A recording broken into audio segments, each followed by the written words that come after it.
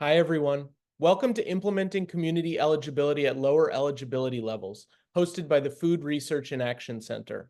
I'm Steve Hayward, Communications Manager at FRAC. Before we begin, I'd like to cover a few brief housekeeping items. We expect this webinar to run about 60 minutes. We are recording the presentation and will send the recording and slides to everyone who registered in a follow-up email.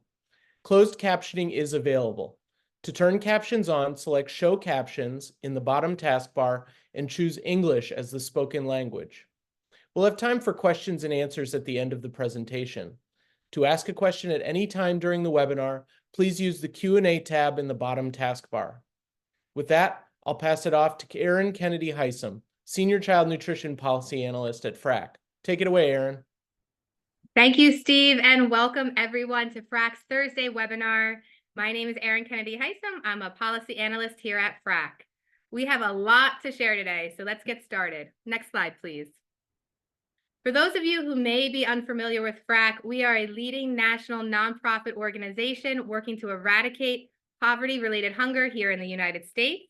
We do this through three main ways: research, training and technical assistance, and local, state, and federal advocacy. Next slide, please. We have a lot to discuss today and not a lot of time to do it. So let's jump right in. I'm going to provide a brief overview of the Community Eligibility Provision, discussing rules, regulations, and how CEP works. Then I will pass it over to our amazing panel of presenters who will share their CEP story. First up, we'll hear from Clint Walker from Jacksonville North Pulaski School District.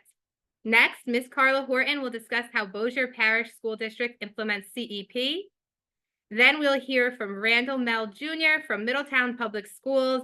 And finally, Ms. Christy Smith will tell us how CEP functions in Boise School District. I will come back and share some resources and advocacy that FRAC is working on, and we will save time at the end for Q&A. As my colleague Steve mentioned, please use the Q&A function on the bottom taskbar of your screen to enter questions at any point throughout this webinar. Next slide, please. We have seen tremendous growth in CEP adoption since it became available nationwide during the 2014-2015 school year, especially last school year at the end of the pandemic era waivers that had allowed all schools to serve all students meals at no charge. Last school year, 82% of eligible schools participated in CEP, reaching nearly 20 million students. Next slide, please. Like most federal programs, CEP has a lot of rules and regulations. I'm going to quickly touch on some key points, but feel free to visit our website or to reach out to me directly afterwards if you have any questions. First and foremost, CEP allows high poverty schools to serve school breakfast and lunch to all students at no charge. Schools can participate individually, they can participate as a group or a cluster, or they can participate district-wide. Each CEP cycle lasts 4 years, after which eligible schools can enter into another 4-year cycle. And schools and districts must tell their state agency that they want to participate by June 30th every year. So if you are a school interested in participating next year, or you are a school partner or advocate that's working to increase CEP adoption within your community and state, now is the time to get organized, because that June 30th deadline will be here before we know it. Next slide, please. So what makes a school eligible to participate in CEP? It is something called the identified student percentage.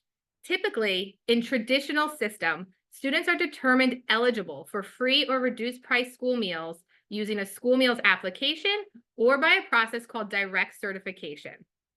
Identified students are those children who are eligible for free school meals without an application because they already participate in another federal means-tested program, such as SNAP, TANF, or in most states, Medicaid, or because they are experiencing homelessness, they are from a migrant community, they are runaways, or they are enrolled in Head Start.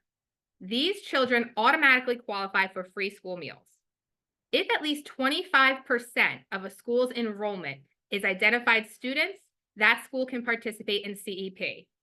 It is worth noting, however, that this 25% threshold is brand new. It's based on a final rule that USDA released last fall, and it becomes available nationwide next school year. Previously, schools had to have at least 40% of their enrollment qualify as identified students in order to participate. Next slide, please. So this slide shows a basic breakdown of the identified student percentage and how that is determined. It's pretty straightforward math. Just keep in mind that regular rounding rules do not apply. Schools must meet that 25% threshold. They can't be 24.99999%. Next slide, please. In the traditional tiered system, schools are reimbursed per meal based on the individual student's eligibility, meaning they receive a certain amount of federal reimbursement for every free, reduced price, or paid meal served. In CEP schools, all students eat free. Individual eligibility no longer applies, and schools are reimbursed based on their identified student percentage times a multiplier of 1.6. This multiplier is determined by Congress, and 1.6 is the current maximum rate, although we are advocating to change that. You can see the calculation here on your screen. The higher a school's ISP, the more federal dollars they receive. Next slide, please. So when CEP first rolled out nearly a decade ago, the schools that chose to participate were those that received the highest levels of federal reimbursement, those with ISPs or identified student percentages above 60%. As the program has continued, more and more schools at lower ISPs began adopting CEP and doing so in a financially viable way. School nutrition departments continue to show us how CEP is feasible with less than 100% federal free reimbursement. Over 40,000 schools participated in CEP last school year, and approximately half of them were in a 40 to 60% ISP range. Next slide, please. As of last school year, the number of schools participating with an ISP between 40 and 50% had more than quadrupled since CEP was first available. And the number of schools that were in the 50 to 60% range increased by over 1/3. And that is why we're here today, to share tips and best practices for making community eligibility work at lower reimbursement levels. Next slide, please. And now I have the great privilege of turning it over to our first speaker, Mr. Clint Walker, Director of Child Nutrition for Jacksonville North Pulaski School District. Take it away, Clint. Thanks, Erin. My name is Clint Walker. I'm with Jacksonville North Pulaski School District, and I'm just going to share some things with our district. We have 7 schools, about 4,200 scholars.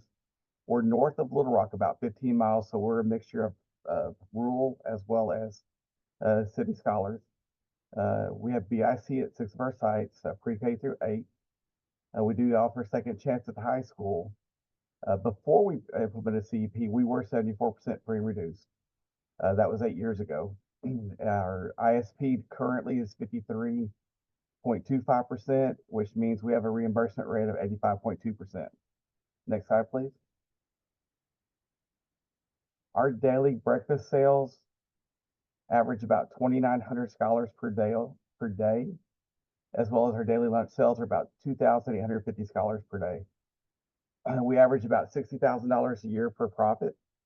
Currently over $800,000 in the black for the last 8 years combined.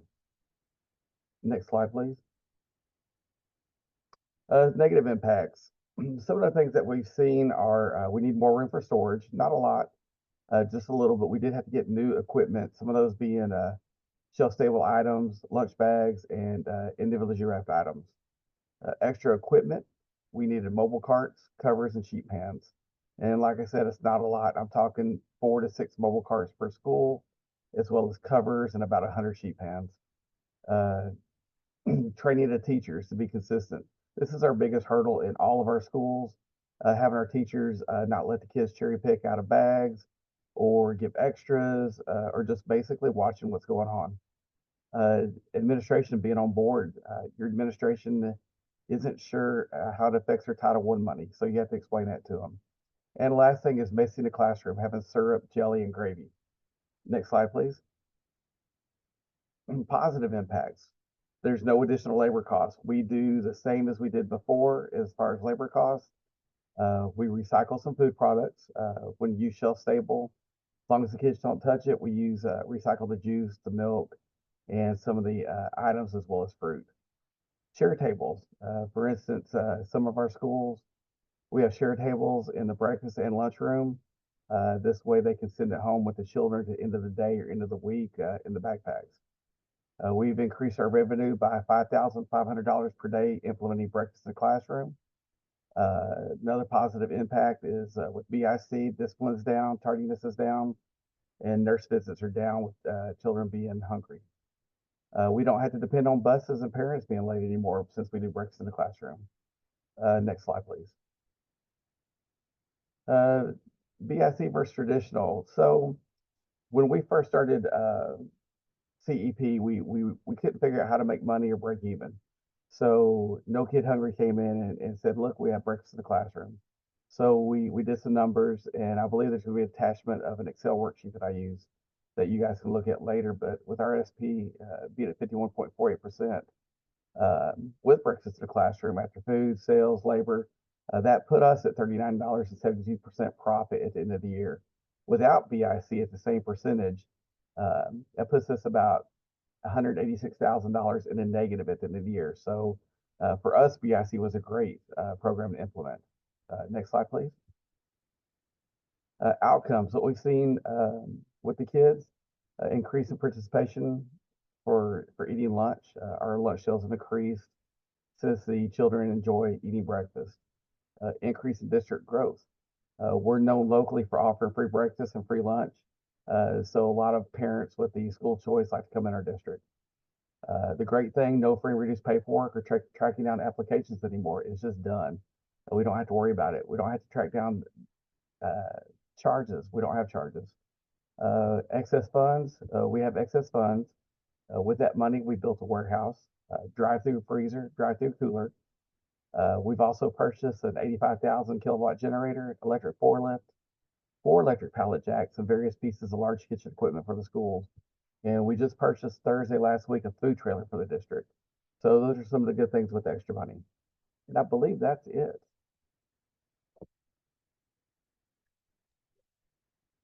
Awesome. Thank you so much, Clint. I took so many notes, and I'm definitely going to follow up at the end with some talking points, but I really love the emphasis on breakfast in the classroom and how that's made it financially feasible. So next up, we're going to hear from Miss Carla Horton. She's down in Bossier Parish. Take it away, Carla. Hi, thank you so much. I'm excited and honored to be here today. My name is Carla Horton. I am from Bossier Parish, which is in North Louisiana. Next slide.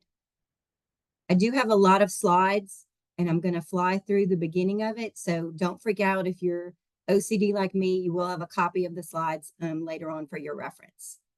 And like I said, Bossier is in North Louisiana. We are a public school district that has 22,500 students, and we have 34 sites.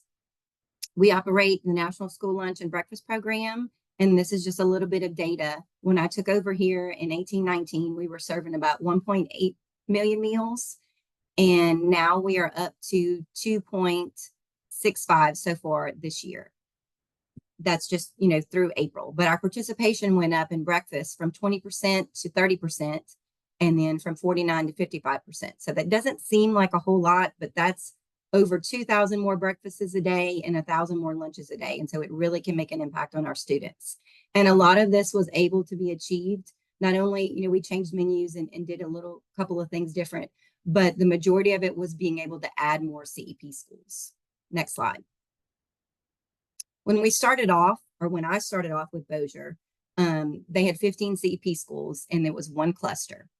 And then throughout the years, as we learned more and our ISP changed, now we have 28 out of our 34 schools that are CEP. And so it's been a big project of mine and kind of near and dear to my heart. But as you can see, our overall ISP for the district is not very high, but the range of our different sites is very large. You're looking at 10 to 87%, and then now for this coming year, it's 17 to 86%. So very big range. Next slide. So these are questions that everybody has. What does it mean? How is this going to affect my bottom dollar? How does this affect participation? And the answer to all those questions is to learn to do data analysis. And that's what I'm hoping to teach you today. Next slide. So the starting point, first, you need to make sure you have all of your data. You need to have your identified students, your enrolled students, your ISP percentage, your ADP for breakfast and lunch, how much you make in sales, and how much you have in meal debt. And then get out your thinking cap. You know, as directors, we're accountants, we're counselors, we wear so many different hats, but this one really requires a thinking cap, a closed door. You know, I have to say a lot of this is done after hours when everybody's left so that my phone's not ringing, school's not in session, because it requires a lot of data analysis. Next slide. The goal is we want to feed more kids and at least break even, ultimately to make a profit. And that was one of the silver linings of COVID, was it showed us, hey, if all our schools ate for free, what would our participation be? And ours went way up. We were over 3 million meals that year. So that's kind of our banner goal, is we want to get back up to that. But wearing that accountant hat, we have to make sure that we are not going to lose money and we can make our program financially viable. Next slide. So again, the data analysis. So where do you start? When you look at your ISPs for your individual schools, you want to establish a cutoff, okay? You may, pick the 25%, or, mine was an easy level. I had a lot of schools that were in the 30s, close to that 40, and then it was a huge big gap. So mine was easy to draw. But you want to look also at your feeder schools. If you've got a middle school and they've got 3, CEP elementary schools, well, is it possible to make that middle school a CEP as well? And the goal is you want to try and pair your highest ISP schools with your highest ADP schools. You want that claiming percentage to be the highest so you can get the maximum amount of money. So I'm going to show you how to work and cultivate clusters together to try and get that revenue up. Okay, next slide. Okay, so we're about to just go off to the races. And I'm going to show you my method step by step. And then I'm going to give you a tool that'll make it a little bit easier, because I was not aware of this tool and I did it the nitty gritty old-fashioned way. So I'm going to explain to you the process, but then give you a link to a tool that'll make it a whole lot easier. Next slide. Okay. So I said, we just need to play in the data dirt. You just have to realize you're going to be there for a little bit. And I created an Excel document and I put in all the data, different schools, ISP, identified, and then what their claiming percentage would be. And it's literally copying and pasting and saying, okay, what if we put these together? What would the claiming percentage be? What if I put these together?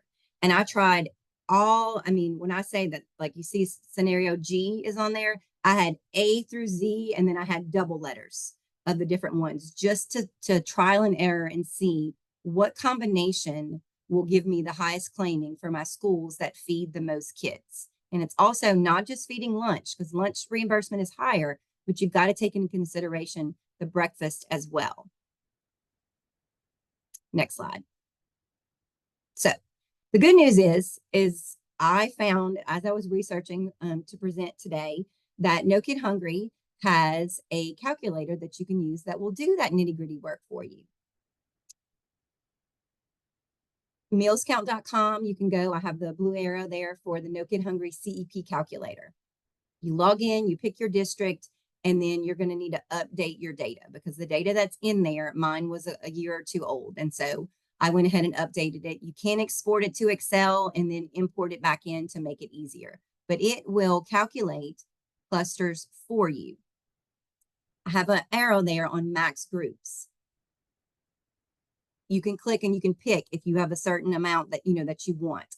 I did not know that there was an unlimited amount of clusters that you can do. I was under the misunderstanding that it was a 4 max. And so that's I used 4 before. But as I was utilizing that yesterday, it had up to 10.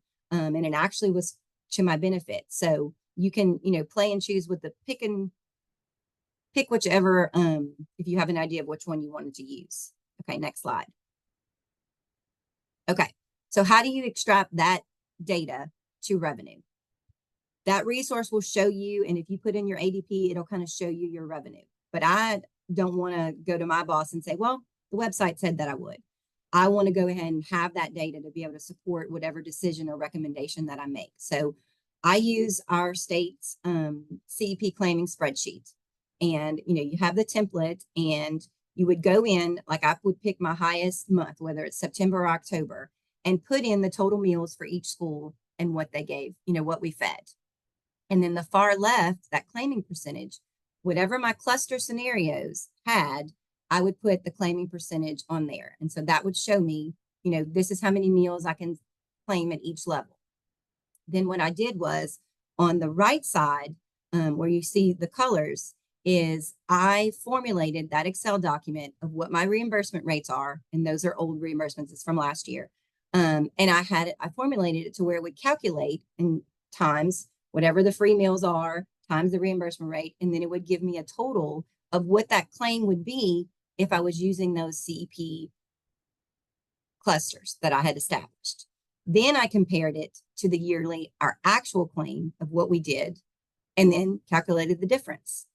I will tell you, when you're doing this, don't freak out if a school is going to end up losing money, because you may have a school that makes up for that and ends up being more profitable. So you really need to make sure that you're totaling things at the bottom so you can see the overall impact that that is going to have on your bottom line. Next slide. So what does this look like? I hesitated to put this picture because it's a lot of numbers, but I just wanted you to see if I were to take my overall district, this was last year's number, and make them just overall, everybody eats for free, everybody CEP. My claiming percentage would have been 67.34. So I would have lost $678,000 a year. That's not including the revenue from sales from parent or student payments for meals. And so it was a no-brainer. Like there's no way that we can do that. So that's when I started to figure out, okay, how can I add them in with clusters? Next slide. So this was one of the clusters. And I was using the ADP, or the total meals, from our COVID year when everybody ate for free. So I didn't have to guesstimate, okay, I think we're going to serve this many more meals. I knew if a school was 100% free, this is how many that we served. And so that really gave me some powerful tools and powerful data to make this into reality. So you can see I've got 4 different clusters there, and then I extrapolated it, multiply times the reimbursement rate. So in this scenario, my claiming would have been 8.1 million, right? Whereas if it was regularly, it was 7.5. So that gave me a surplus of $615,000. So that was a positive scenario that would help us out. And I was adding 6 more CEP schools in addition to the ones we already had. Next slide. Now, this is using the same data, but different CEP clusters.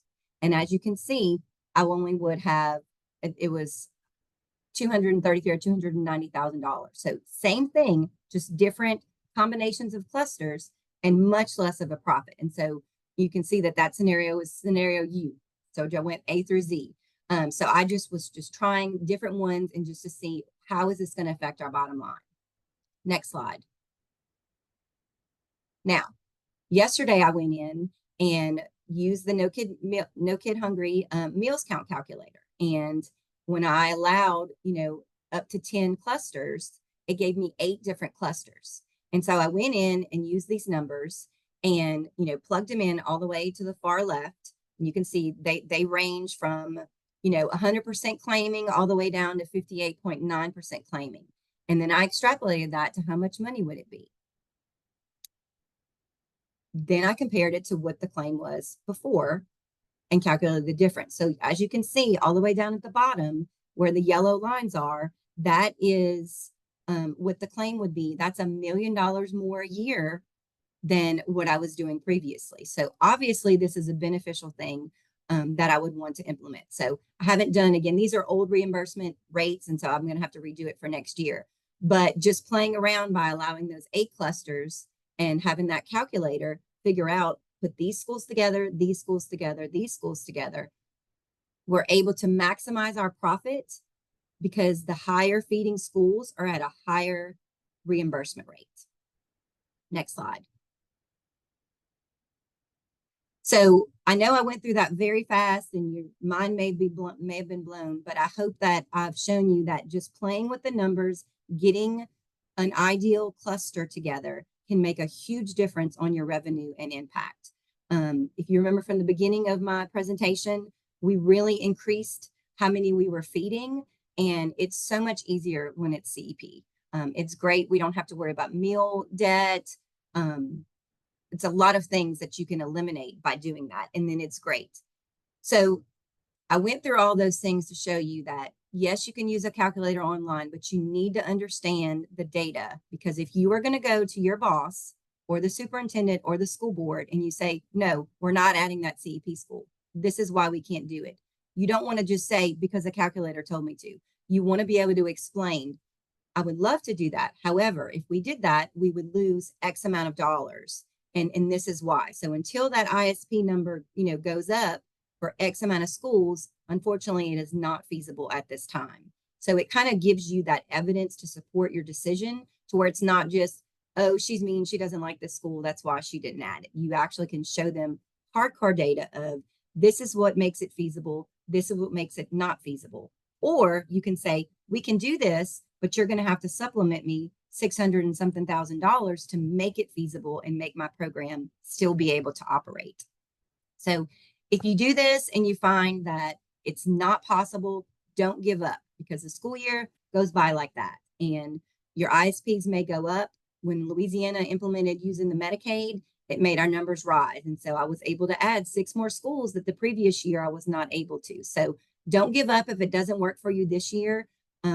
Collaborate with other people, ask questions, and just keep monitoring those ISPs and playing with those numbers so you can get the highest claiming for your schools that serve the highest number of meals. That concludes my presentation.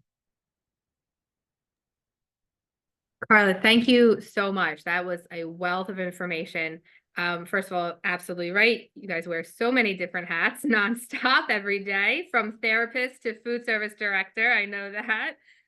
The importance of grouping, I cannot underscore enough. So we also have a grouping tool on the FRAC website. There's a bunch of tools that are available. We'll share them at the end. But really that power of pairing schools together based on participation to maximize that federal reimbursement is so, so, so powerful. So thank you. And then we will also discuss the importance of Medicaid direct certification. So thank you for bringing that up as well. All right.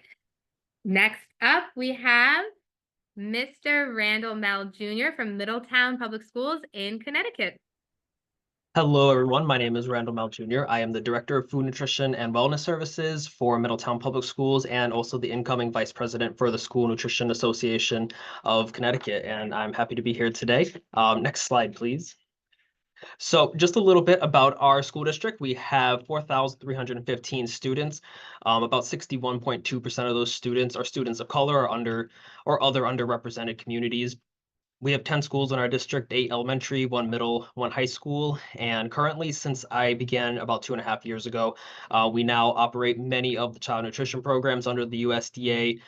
Prior to my arrival, we had just run the National School Lunch Program and the School Breakfast Program, but have since added the After School Snack Program in some of our schools, the Fresh Fruit and Vegetable Program through that grant, Summer Food Service Program, the addition of Smart Snacks, and several CACFP at-risk after-school meals, and other CACFP-related programs. Next slide, please.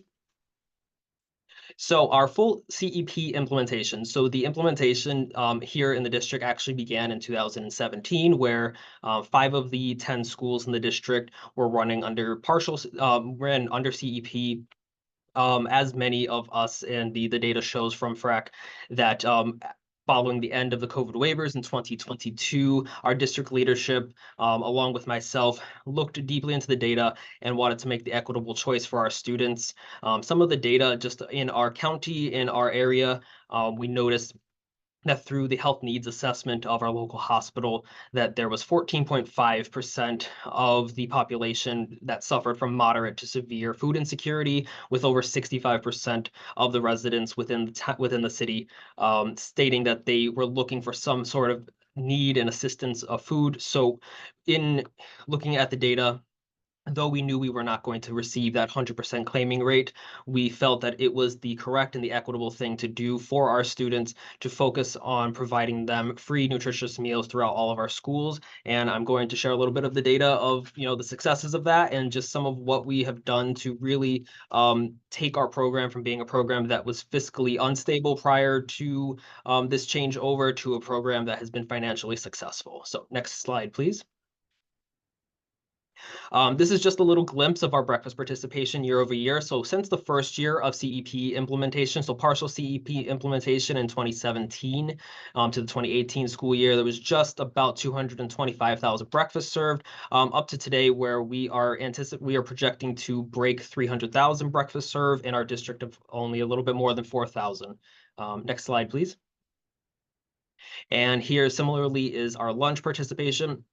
So in our district, there have been a lot of student enrollment fluctuations since 2017. So during that time period, there's actually over 5,000 students in the district. We're at about 4,300 right now, so have lost some enrollment due to a variety of causes. However, this year we are projecting, based off of where we are right now, we've already exceeded the amount of lunches that we served last school year, and we are anticipating to break 500,000 lunches served. And this doesn't include our after-school snacks that we serve at several of our schools. This doesn't include the after-school meals.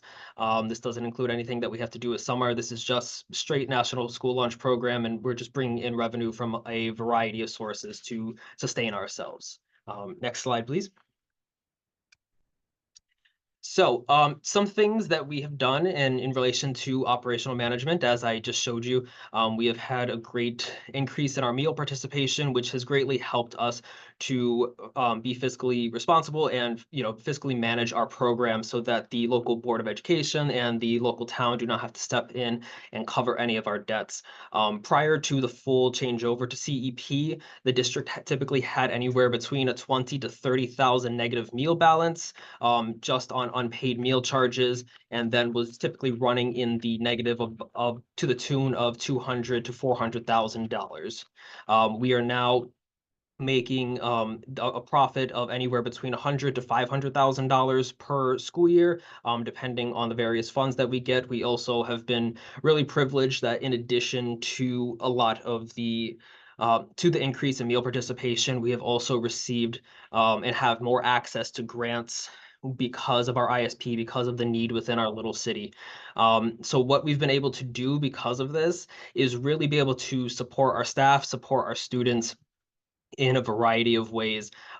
We have been able to take on additional child nutrition programs, which also allows for additional labor for our staff. So instead of staff, in a lot of districts here in my state, many staff only work anywhere between 2 to 4 hours, maybe 5 or 6 hours a day. The majority of our staff are full-time staff with full benefits. I've had very high retention rates because in adding those additional child nutrition programs. We've had great success in retaining our staff. We've been able to fund additional professional development opportunities and really work closely with our unions to evaluate labor needs, and doing what is best for our staff based off of meals per labor hour, which have increased drastically throughout our district.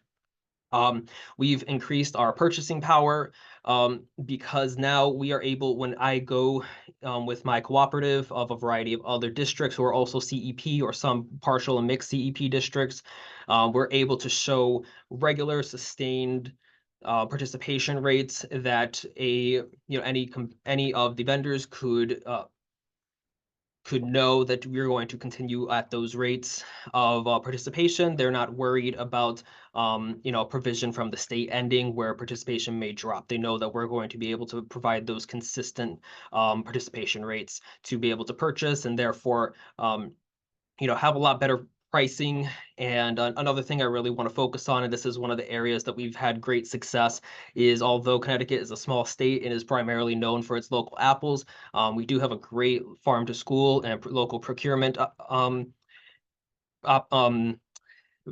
community here in the state. And one of the great things that I've been able to focus on in my time here is that during the highest growing season, we've actually been able to get a lot of our produce at a lot lower rate than even some of our national distributors. Next slide, please. Okay, and how we succeed here. So I have a very distinct outlook, I feel, within my community, between my colleagues. I really love to focus on, as we all do, really love to focus on student voice and choice. I host a variety of student advocacy groups, student advisory groups. We also partner with the nonprofit, the national nonprofit Food Corps, who provides nutrition education members to serve in our district to help in student participation, do taste test, help with local procurement, and a variety of other things to really bring that student voice into all that we do and bring nutrition education outside of just the cafeteria, but bringing it into the fabric of the district. We have lots of school gardens. We work with lots of local farms. And a lot of that is because of the funds that we've been able to obtain through participating in the community eligibility provision. One thing that's greatly increased our participation and also staff morale is bringing in local recipes straight from students, straight from their homes. Our students are come from a wonderful diverse backgrounds, as do our staff. So we encourage them to bring in their own recipes. We encourage them to try out different things, and then we create them so that they meet all the regulations, all the guidelines, and still taste great. We've been able, as I mentioned before, to bring in culinary chefs to train our staff, to encourage them. One of the things I believe in is that a well-trained staff is a staff who feels valued. Our district does a lot to really show the value of our staff, and that's why we've been able to expand into so many programs so fast to continue that increase in financial stability. So, next slide, please. This is just a little bit of community feedback. We had a great quote from our superintendent of schools here, as well as one of our principals, and just a little bit on some of the pictures. To the right-hand side is myself with our superintendent, Dr. Vasquez Matos. To the left-hand side at the top is actually a grant that we had received called the Connecticut Growing for Connecticut Kids grant, which helped us to bring a variety of students to local farms. And we have one of our Food Corps members in the bottom left-hand corner with two of our local farmers, and in the the center at the bottom there was actually some of my cafeteria leads and staff during School Lunch Hero Day after being publicly recognized by the Board of Education. And next slide, please. And last but not least is what we're doing to advocate for ourselves here in the state of Connecticut. So we have been, for the past couple of years, between myself and the coalition called School Meals for All, run by between the School Nutrition Association of Connecticut and End Hunger Connecticut.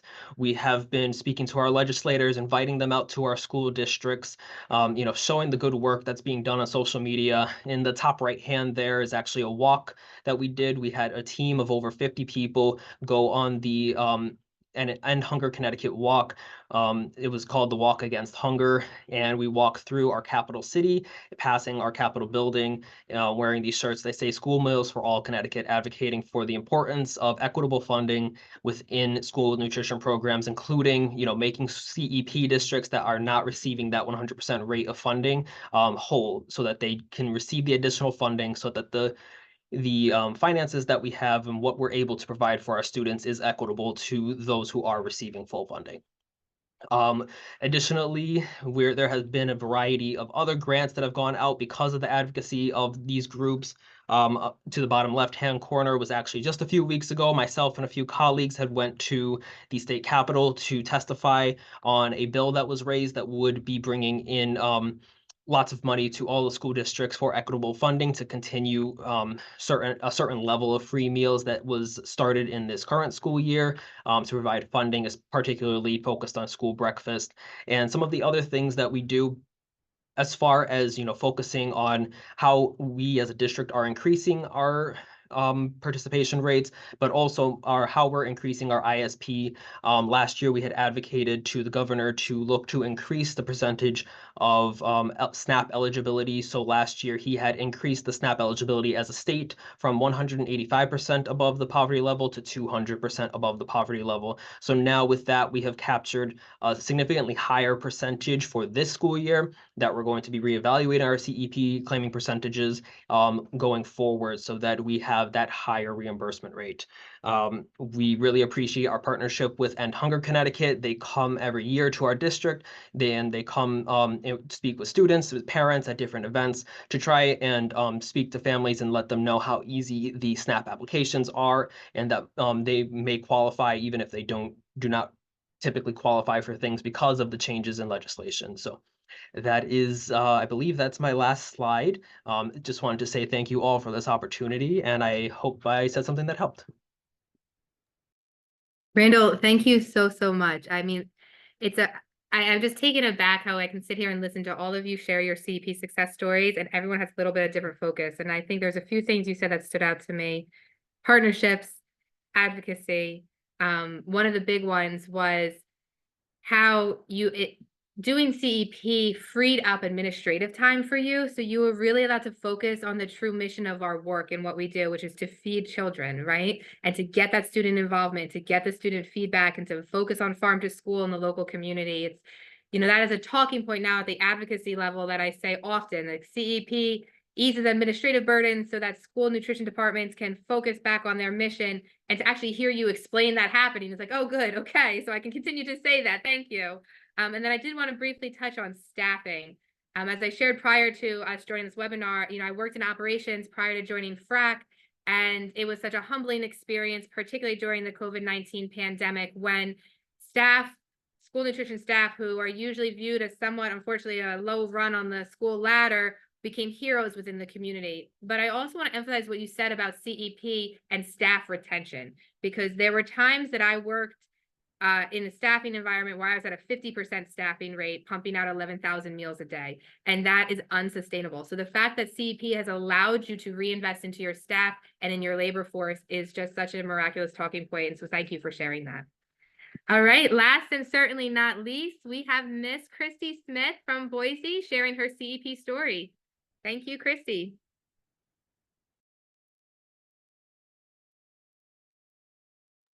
Christy, you're muted.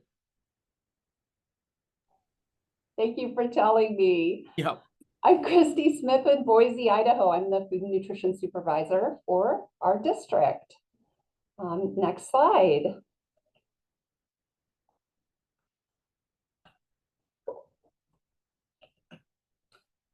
This is our demographics. We're a medium-sized school district with 47 feeding sites and about a 36% free and reduced rate.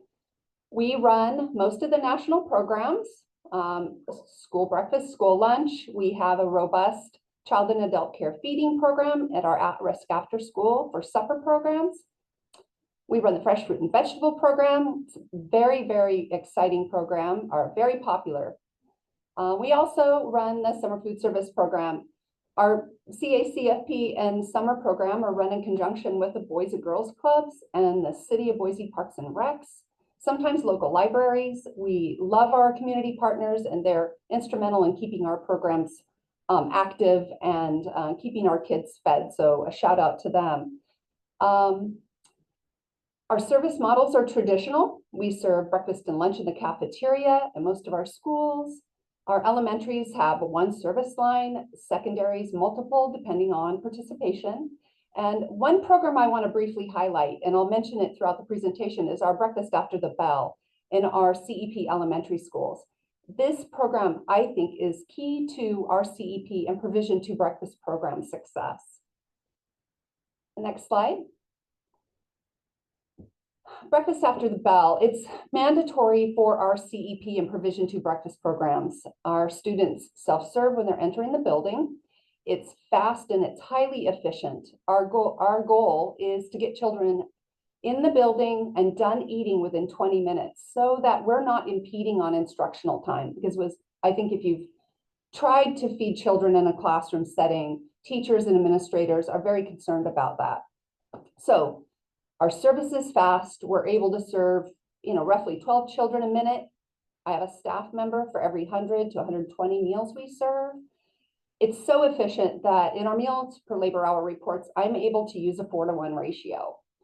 The success of the program also hinges on us minimizing waste. We use offer versus serve, a share table, and we're able to reservice our items. Next slide. This is our CEP history. We were early adopters of CEP, but we started out fairly cautiously. To make these early determinations, we were very careful about forecasting our expenses, our staffing, equipment, food, and supplies, and also forecasting increases to participation and revenue. After that first year, we realized our forecasts were conservative, and we greatly expanded our program, adding more schools and lowering that ISP down to 49.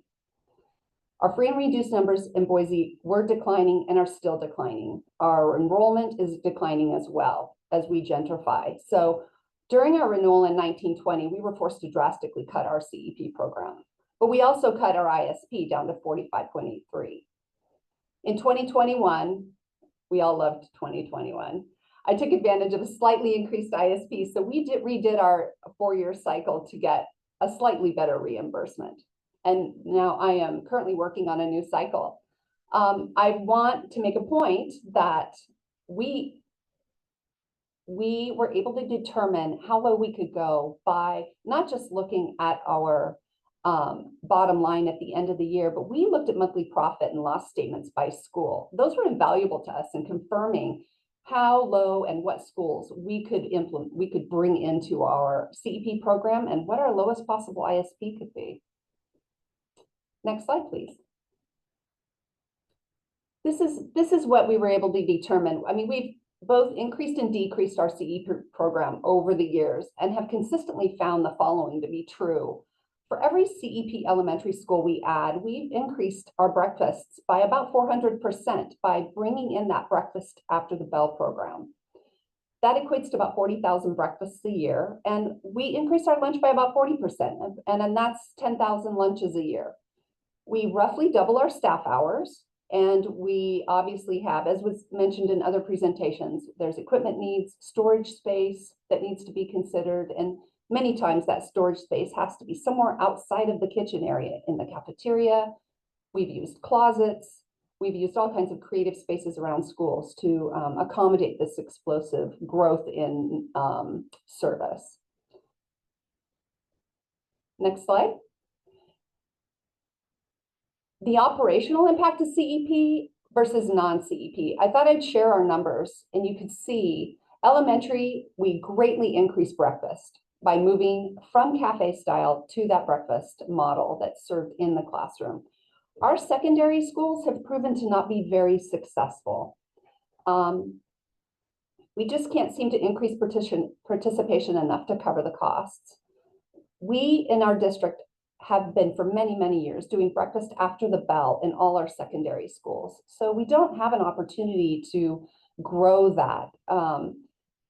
Coupled with our open campus at high schools for lunch, we just have traditionally not seen success in our secondary schools. So for us, to this point, the concentration has been to implement CEP in our elementary schools. Next slide, please. Keys, obviously, are district support. Our district values, and supports our food service program, as demonstrated by breakfast after the bell in our secondaries and in the CEP schools. I mentioned the profit and loss statement by school. This is how we found the ISP that works for us and in what feeding situations work for us.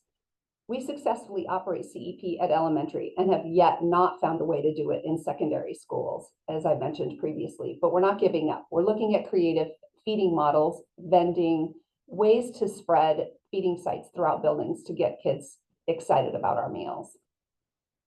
Next slide. Success, communication. We've been more successful when we involve our administration. I found school leadership values food service. They find our regulations and rules confusing.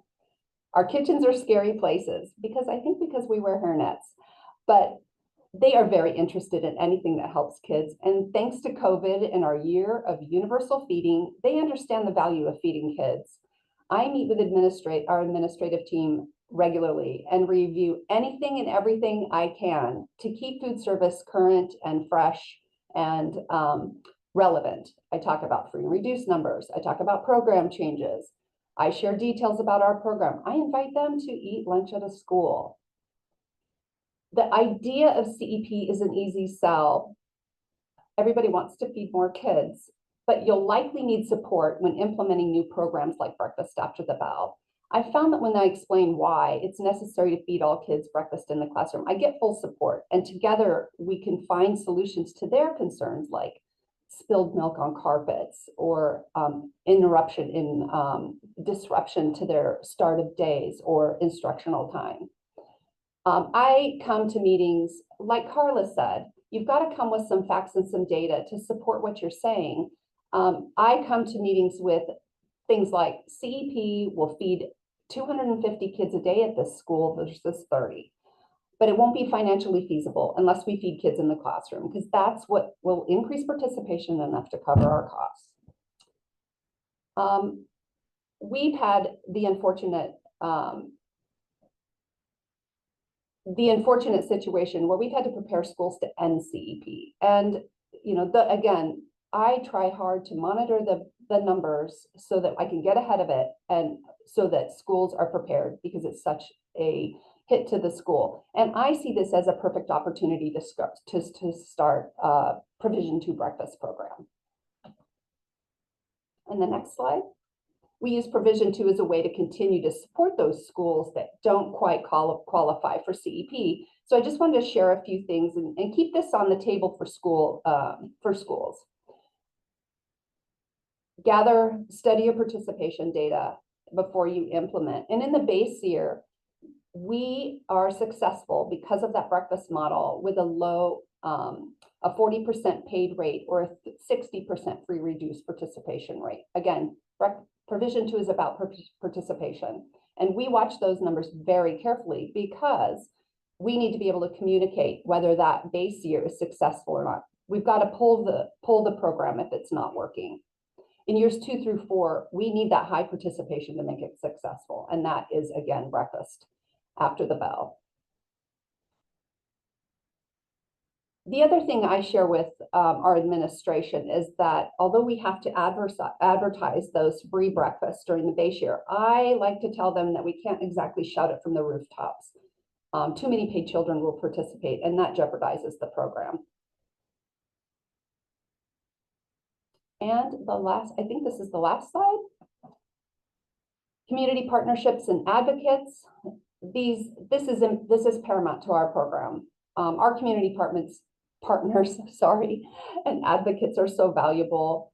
They support for local school programs, community schools, WIC, Head Start, daycare, food banks, affordable housing. All of these have a positive impact on schools and feeding children and hiring staff and retaining staff. I also want to do a shout out to advocates that educate at the state and the federal level. This is a difficult thing to do. It's time consuming and it's an art. And I really appreciate the efforts of those that can skillfully approach legislators on issues regarding school meal funding, school meal debt, the value of feeding kids, and so on. So shout out to those of you that are doing that. And that's all I have. Thanks for all the work you do.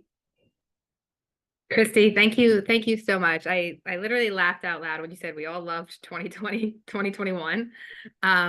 But I think you really emphasized the community aspect of the community eligibility provision.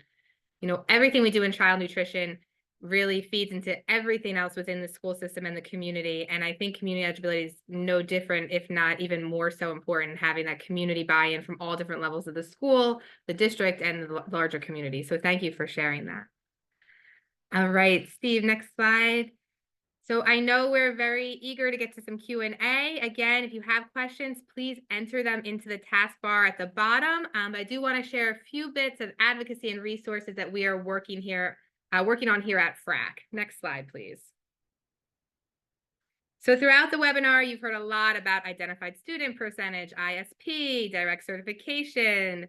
Well, starting next school year, 43 states will allow districts to directly certify students for free school meals using Medicaid data. And as Carla shared, it is a game changer for CEP adoption in those states. If you are in one of the 7 states or the District of Columbia, not currently using Medicaid data to certify students for free school meals, I would strongly encourage you to reach out to your state agency, ask why, ask how, ask what is needed to start doing it. USDA is currently accepting applications from state agencies to implement for the 25-26 school year. So now is the time to get everything in place to do that. If you need more information, please reach out. Next slide, please.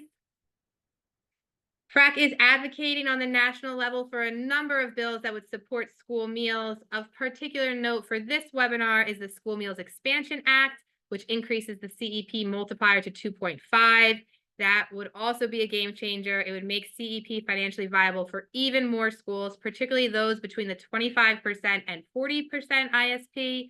Again, strongly encourage you to reach out to your federal representatives and ask them to co-sponsor the bill. Feel free to contact me for more information on how to do that.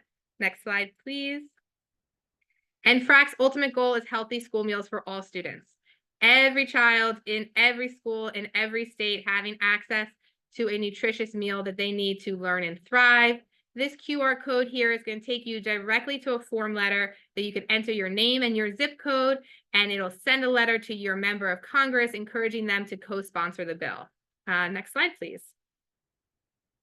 All right, and last, our FRAC Community Eligibility website is chock full of tools and resources, research and best practices for making CEP a reality in your district.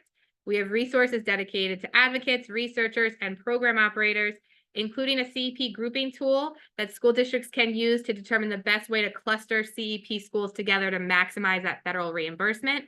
And I encourage you to check it out. Next slide, please. And we'll go to Q&A. So we do have a number in the chat. I will start reading them out. The first one asks, is CEP applicable to CACFP? Alphabet soup always with nutrition, child nutrition. So the question is regard to the child and adult care food program. And with child care centers, family child care homes, no, CEP is for school meals. However, there is an intersection and an overlap in the component of CACFP that's called the at-risk after-school supper program or meals program, where your CEP percentage determines your eligibility for that program. But generally speaking, no, CEP is related to school breakfast and to school lunch. And I'll invite my speakers, panelists to come back on camera if you would like. The next question is looking for information about discussing CEP calculations related to adequacy funding and Title I funding. So we know that there is this intersection between state compensatory education aid and Title I funding.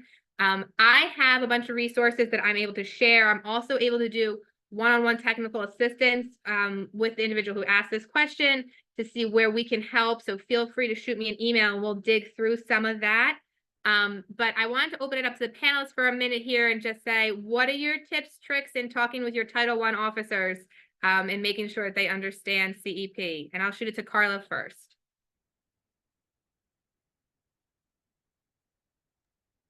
I'm actually going to pass on that.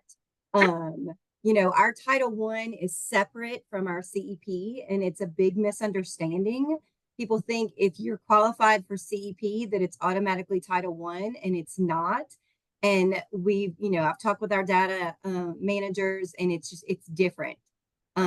We operate that once it's a CEP school, it stays a CEP school, and Christy touched on that. Kudos to her for being able to implement that and deal with the pushback. But once we do a CEP school, our goal is to keep it, you know, for various reasons. So some of our schools have fallen off of the Title I, but then they've, you know, been brought on. So that's about all I can say. I'm going to pass it on to somebody else who probably has more insight.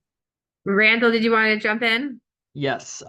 So when we made the decision to switch over to full CEP as a district, one of the things I had brought a lot of the resources that came from the USDA directly in relation to how Title I funds and CEP do have that connection. So one of the things we implemented in the district was the alternative income surveys, so that you have some of that data for what would have been free and reduced applications. Now you have the income data of where someone would have fallen into categorically versus versus not having all of that at all. So that actually, with that, we've actually increased Title I funding in the past couple of years because of doing those. Clint or Christy, any additions to Title I funding? Title I does get a little wonky. I will say district level Title I funding is based on census data. So the total amount of money that a district receives for Title I funding is not affected by CEP participation at all. What may be affected is that within district rank and file. So a district gets a certain amount of Title I funding, and then they rank their schools based on poverty levels, and then they allocate funding until they run out of district funding. They have a variety of options on how they can rank. They can use CEP, they can use ISP times the multiplier, they can use alternative income forms, they can use a combination of census data. So there are options there. So CEP shouldn't prohibit Title I funding changes, shouldn't prohibit CEP participation, but it is a nuanced kind of program, and I would encourage you to work with your Title I office closely. So another question is, do your districts work to increase ISP through participation in direct certification programs or identification of categorically eligible children? If so, how? I'll just throw it out to anyone who wants to jump in. I'll go first. We do DC every single month. And we are very meticulous about making sure. And we do the address matching, because if one child in a household qualifies, we want to attach as many students as possible. And so, you know, I know some school districts don't do it on a regular basis, but that does help to capture the most amount of kids that would be eating at that free and reduced rate. And then, of course, it affects your ISP. And I would add to that, that we do it daily. We want to make sure to capture it immediately. I'm lucky enough to have somebody in my office that can do that and feel strongly about it. Matching, household matches. It's been valuable to us. Yes, very, very similarly, we do ours on a weekly basis, and are continually matching, ensuring that, you know, exactly what Carla and Christy said, that if there is a student eligible in that house, that the other students, you know, who live with that student are also being accounted for. We also do ours daily in Arkansas. We receive a DC file 4 times a year, as well as we check our new students, any transfers, items like that. So we check pretty much daily. Great, thank you so much. Thank you so much. So if you have another minute or two, I'll ask another few more questions. We can stay on. I know we're over time. Thank you. Okay, so there's a few about the alternative income surveys. I think that Randall, you mentioned. Is there any legislation to mandate them for education funding in Connecticut? And then another one is the concern about it being more of an admin burden to complete those surveys. And I imagine in regard to response rate and that sort of thing.